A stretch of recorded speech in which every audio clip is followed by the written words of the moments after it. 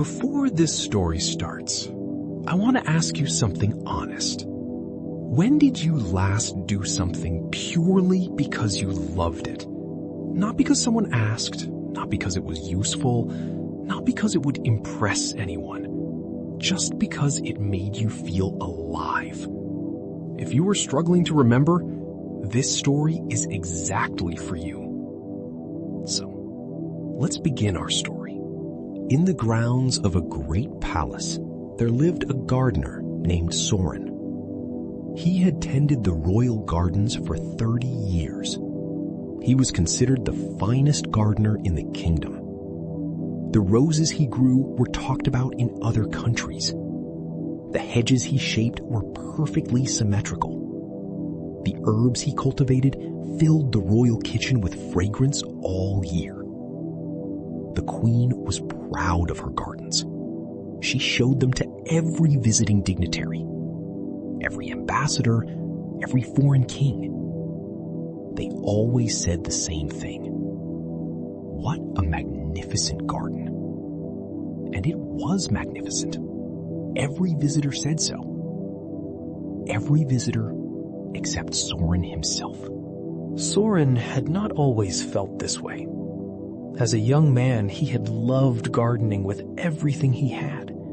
He had loved the feel of soil, the smell of rain on leaves, the quiet miracle of something growing. But 30 years of planting only what was ordered had done something to him. Something quiet and gradual that he had not noticed happening. It had taken the joy.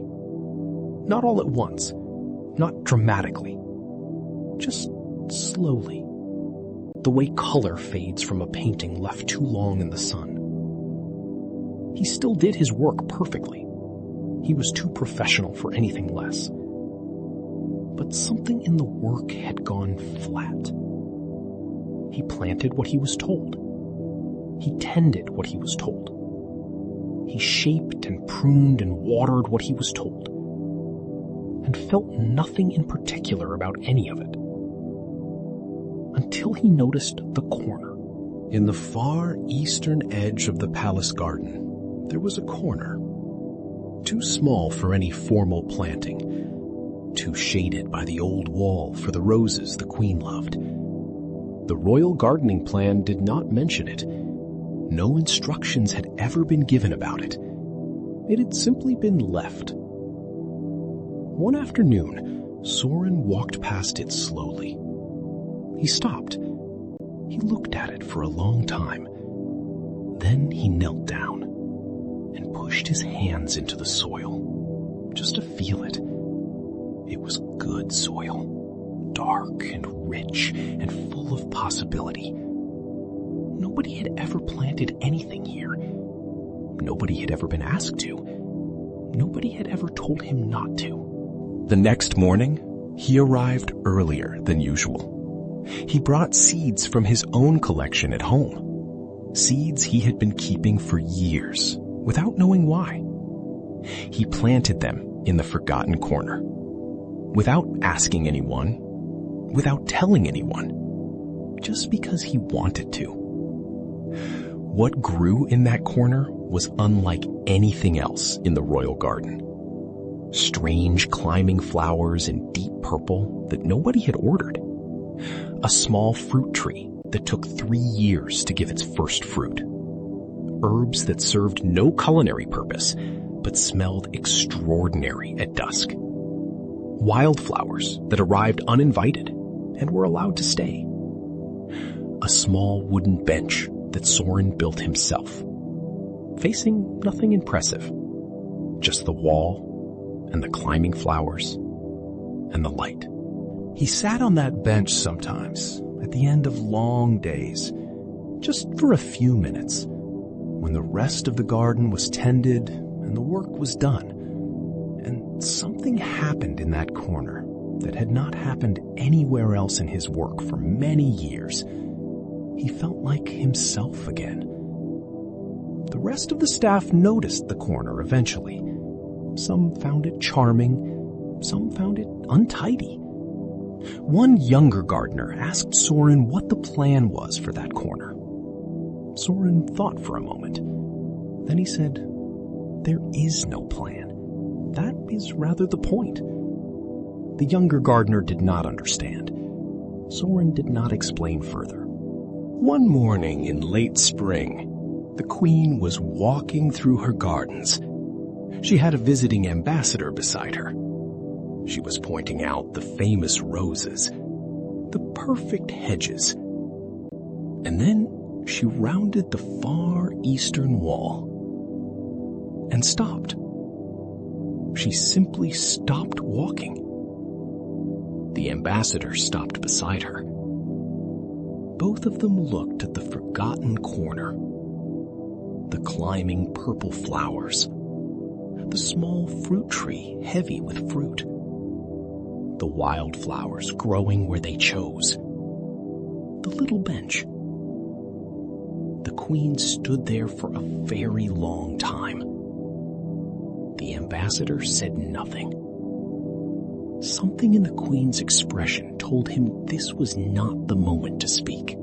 Finally, the queen turned to Soren, who was standing quietly nearby. She said, "This is the only part of my garden that feels alive." Soren looked at the corner, then back at the queen. He said, "That is because it is the only part that was planted with love rather than instruction." The queen looked at him for a long time. Then she looked back at the corner. Then she said, "What grows here?" "Only what I loved enough to plant without being asked." Here is what this story holds for us today. Most of us spend most of our time planting what we are told, what our work requires, what our responsibilities demand, what other people need from us. And we are good at it. We tend it carefully. We do it well. But somewhere in the doing of all that required planting, we stop planting what we love.